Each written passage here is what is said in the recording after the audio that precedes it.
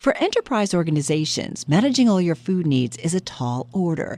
But with Easy Cater, you get a single workplace food vendor with the tools and resources to make it easy, giving teams across your organization an easy way to order from a huge variety of restaurants, all on one platform. All while consolidating your corporate food spend so you can control costs, streamline billing and payment, and simplify reporting.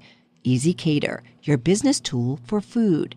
To learn more, visit easycater.com/podcast. Every business has an ambition. PayPal Open is the platform designed to help you grow into yours. With business loans so you can expand and access to hundreds of millions of PayPal customers worldwide.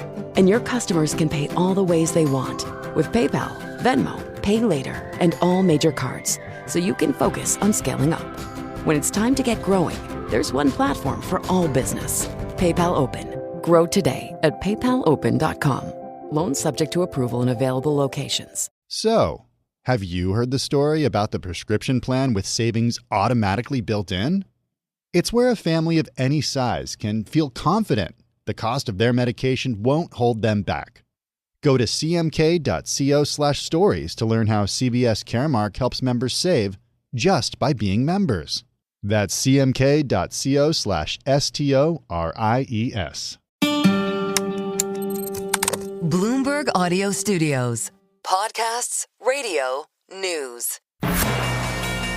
This is a breaking news update from Bloomberg. Instant reaction and analysis from our 3,000 journalists and analysts around the world. Netflix reported second quarter results that exceeded investor expectations. It raised its forecast as well. I want to bring in Geetha Ranganathan. She's Bloomberg Intelligence senior media analyst. She joins us from New Jersey. At Bloomberg Intelligence headquarters, what is the most important metric that you watch now that Netflix no longer reports subscribers or gives guidance on subscribers?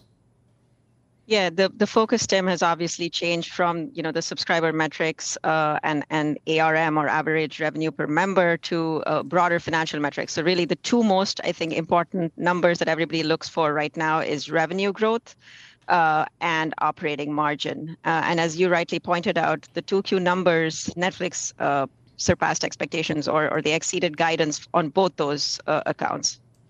So, of course, we see that they did beat on multiple metrics, even some of the loftiest of expectations, raising their forecast, but we're still seeing the street selling off on it. Do you think maybe this is some profit taking, or was there anything in the report that you saw that was particularly concerning? Absolutely not. I think the report was definitely solid. So I would characterize this as a solid report, but maybe not spectacular. So I think even in terms of the guidance raise, yes, we did have the revenue guidance raised from about 13% to 15% for the full year, which I think is really solid. Mid-teens revenue growth is really solid for a mature company like Netflix. But I think with the operating margin, and I think this is where maybe investors are slightly disappointed. They raised the guidance from 29%, only a smidge, to 29.5. I think a lot of the investment community was looking at something in excess of 30%. But again, their operating margin guidance for 3Q seems really strong. I think they're taking a little bit of a conservative approach. Of course, they do point out that they do have all of their big content releases coming out in the second half, which is obviously going to crimp that margin. But I think still it is a little bit conservative. And I think eventually they can go above 30% for this year. Expectations were so high going into this.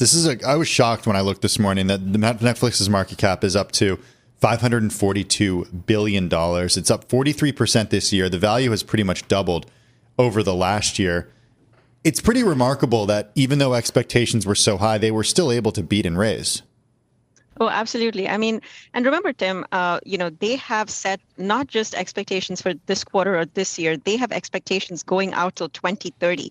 So their whole goal by the time of 2030 is to reach the $1 trillion market cap club.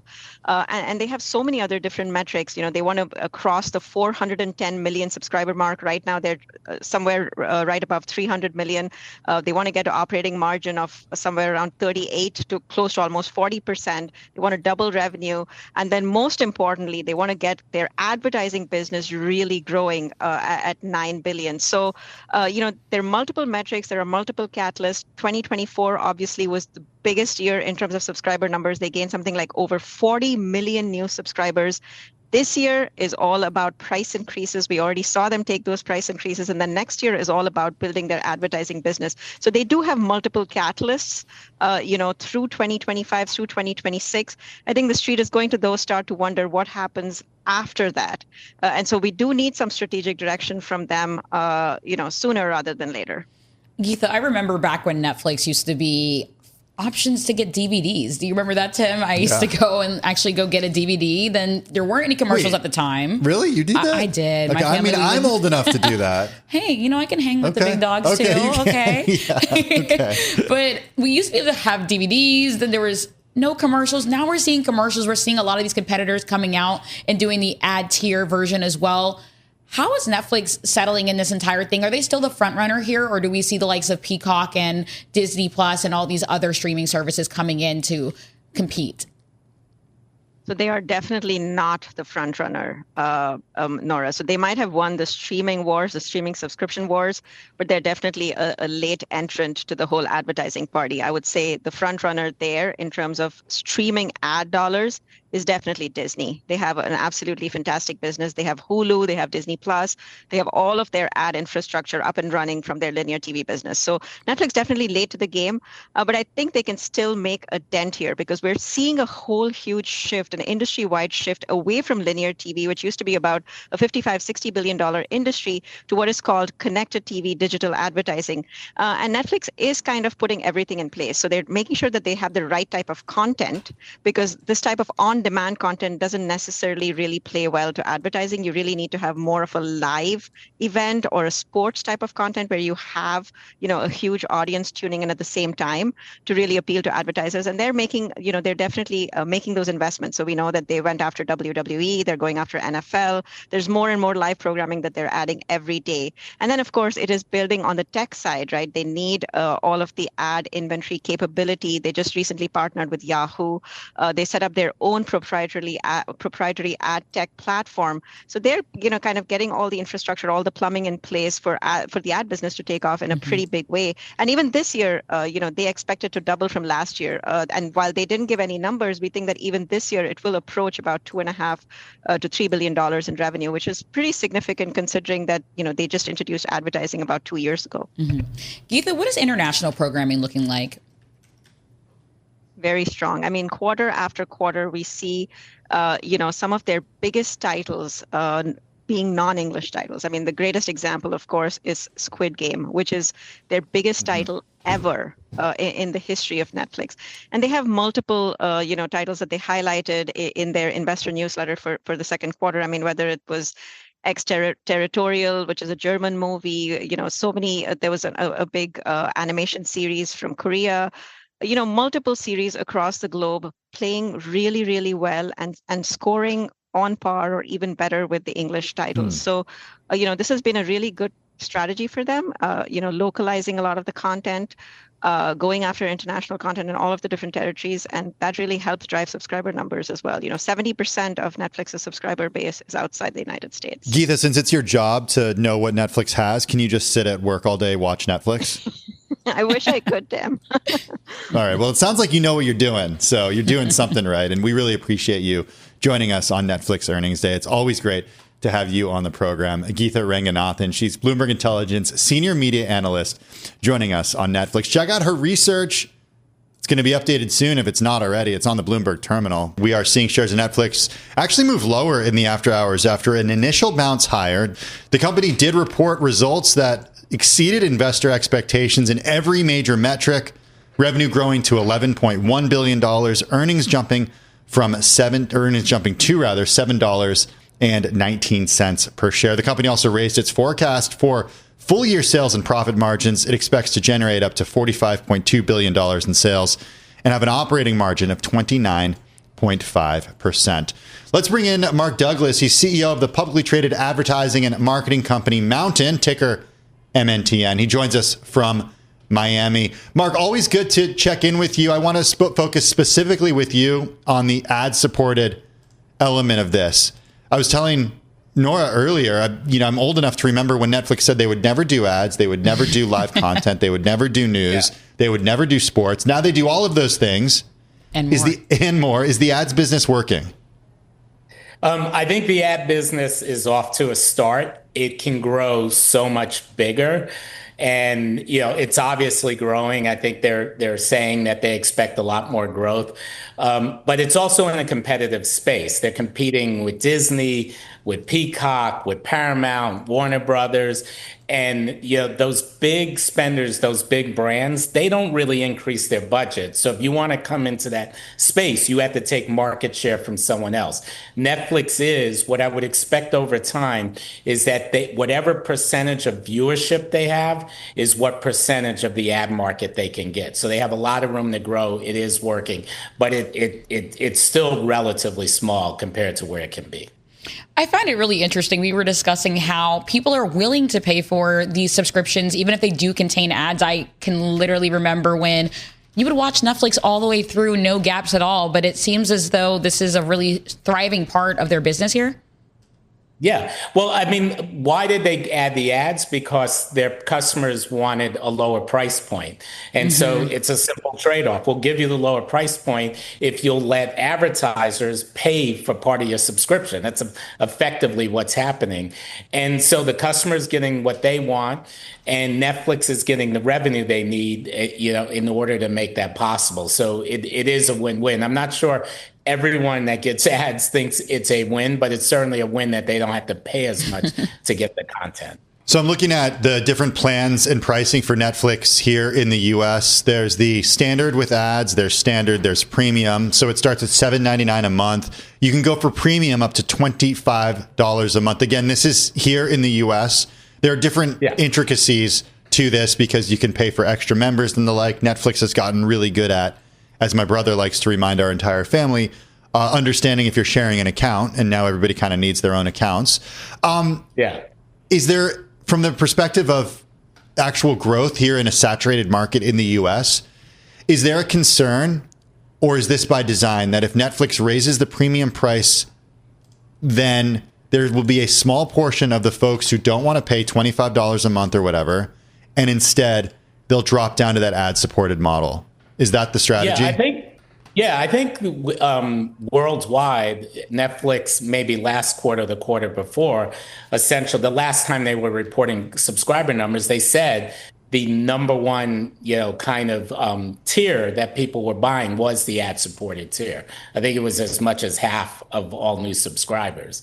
And so people want it. They want that price point. I think what's really interesting is the way to think of it is Netflix is building a backlog of future revenue. So in other words, they bring on the subscribers that they are essentially under monetizing. They're charging them $7.99 and they're getting relatively few ads. And as Netflix increases the ad load and essentially makes more money, that is just like pure, that's going to flow directly to the bottom line. I would expect Netflix's earnings to outstrip their revenue growth literally for years to come. It's somewhat similar to the password backlog, where they knew all these people were sharing the passwords, and at any time they can just kind of get more serious about that, and all of a sudden it produced all this additional revenue. That's what's going to happen with Netflix's advertising, and I think I have never seen a company this large that I would say should be treated as a high growth stock. That's the potential in the ad business. Mark, one thing that was interesting to me as we're parsing through this earnings was the fact that Netflix boosted its full year revenue primarily due to US dollar depreciation. What's your takeaway from that? Well, I mean, their global business. I mean, I think that's for financial analysts to really look at. I mean, obviously, they don't want to be fluctuating the price points based on the way financial markets are valuing the dollar and other things. But I think I think most investors are going to look at the growth in revenue, growth in earnings, continued expansion in national, and I think the most important value for Netflix, which is not really explicitly measured in numbers, is through surveys, they are the first place people go when they turn on their TV, is they turn on Netflix. And the amount of power that gives this company it's almost hard to state. That's how they can turn, like fights into like numbers that rival some of the biggest sporting events, or turn WWE into, a big show on Netflix where one has been as big as another channel. And if I'm an investor, I'm going to be, as long as Netflix is the first place people go, it's going to be the first stock I want to invest in. That I think that's the biggest correlation. Hey, Mark, since you are focused on the ads business, in your view, what's a more profitable subscriber for Netflix? Is it the one who's paying $7.99 a month for the ad-supported version, or is it the premium subscriber at $25, or the standard subscriber at $18? I think the premium is probably the most profitable, but I think then the ad-supported has the potential to become the second most profitable. I don't think it's there yet because they simply are not monetizing all those entertainment consumers at the level they could be. But when they are, they're doing $7.99 on that price point. Who knows? It might be $8.99 next year or something like that. And they can make probably equal to that in terms of ad dollars per user, and maybe even a bit more than equal to that in ad dollars per user. And you see that's what Amazon did with Prime, where they just flipped the entire customer base into ad-supported. So that ad-supported in terms of volume, because most of the subscribers, I think, will be ad-supported over time, is the most profitable. In terms of just sheer dollars right now, it's probably the premium at $25. Mark, I mean, when you think about Netflix historically, they were initially felt like the leader, but you're seeing a lot of these other companies in here trying to additionally monopolize the space. But that being said, we did see some news earlier that Comcast is raising the price of its Peacock streaming service by $3 a month. Very fitting today when we have Netflix earnings. How are you thinking about Netflix as a potential leader right now in this space? Yeah, I mean, that losing that leadership position is going to be hard for them because they just have to keep investing in content, and they're profitable and very profitable, so they can afford to keep doing that. But I think what you're seeing happening is the other networks are fighting back. Peacock with Love Island, just massive show over the last month. From what I know, did incredibly well in terms of revenue generation. I think it's the #1 reality show in the world. Plus, they have Bravo and others. You have Disney with all the children's content, and Star Wars content, ESPN now going into live sports. I think all the networks have gotten way more serious about competing, and they're bringing out their own hit content. But as long as Netflix is #1, I think it's hard for them to lose that spot. Probably the only company that can really truly challenge them is Disney. Absolutely. It's interesting. We were just talking about Love Island. I'm a watcher of Love Island, so I see how they were able to skyrocket here. Somebody who I'm co-anchoring with today went to like a Love Island premiere, a watch party or on finale Friday, watch and I party. hosted, is that right? You hosted a watch party of my own 2 days later. Meanwhile, I've never even seen an episode of whatever you guys are talking about. Mark Douglas, always good to see you. Fly on up here to New York next time so we can hang out in the studio. Mark Douglas is CEO of the publicly traded advertising and marketing company, Mountain.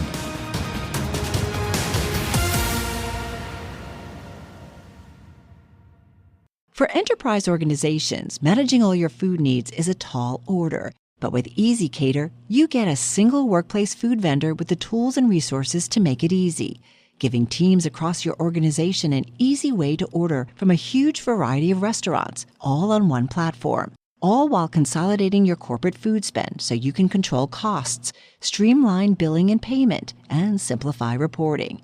EasyCater, your business tool for food. To learn more, visit easycater.com/podcast. Every business has an ambition. PayPal Open is the platform designed to help you grow into yours. With business loans so you can expand and access to hundreds of millions of PayPal customers worldwide. And your customers can pay all the ways they want. With PayPal, Venmo, Pay Later, and all major cards. So you can focus on scaling up. When it's time to get growing, there's one platform for all business. PayPal Open. Grow today at paypalopen.com. Loans subject to approval in available locations. So, have you heard the story about the prescription plan with savings automatically built in? It's where a family of any size can feel confident the cost of their medication won't hold them back. Go to cmk.co/stories to learn how CBS Caremark helps members save just by being members. That's cmk.co/stories.